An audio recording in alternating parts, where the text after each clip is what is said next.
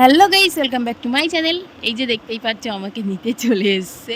আর আমি একটু রেগেছিলাম বলে কোনো কথা না বলে চুপচাপ বসে পড়লাম বাইকের পিছনে। তো আমরা ওখান থেকে সোজা চলে আসলাম ইটখোলা বলে একটা জায়গায়। ওখানে প্রায় আমাদের আসা হয়, কারণ দূরে তো কোথাও ঘুরতে যেতে পারি না, আমারও কাজ থাকে ওরও কাজ থাকে, এই জন্য। তো সোজা চলে আসলাম, এসে এখানে এসে কফি খেয়ে নিলাম। আমি একাই খেলাম কারণ ও কফি টফি কিছুই খায় না।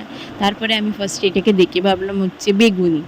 তারপরে খেয়ে দেখলাম না, ও মা, এটা বেগুনি না, এটা হচ্ছে পনির পকোড়া। মোটামুটি ভালোই ছিল, অত ভালো আমার লাগেনি, আর আমি খেয়ে নিয়েছি আর কি। তারপরে এটা হচ্ছে রুটি কাবাব না কিছু একটা হবে, আমি নাম জানি না, ফার্স্ট টাইম খেলাম, মোটামুটি ভালোই লাগলো। আর এই যে দেখতে পাচ্ছি আমি একাই খাচ্ছি, কারণ ওকে আমি জিজ্ঞাসা করেছিলাম খাবে কি না, ও বলছে আমি খাবো না, কারণ ও বাইরের জিনিস অত খায় না, আমাকে সবই খেতে হয়, কারণ ওকে হয়তো জোর করলেও একটু খায়, নইলে বাকিটা আমাকে খেতে হয়। আর খেয়ে খেয়ে দেখতেই পাচ্ছ গাইস, আমি হাতির মতন মোটা হয়ে যাচ্ছি।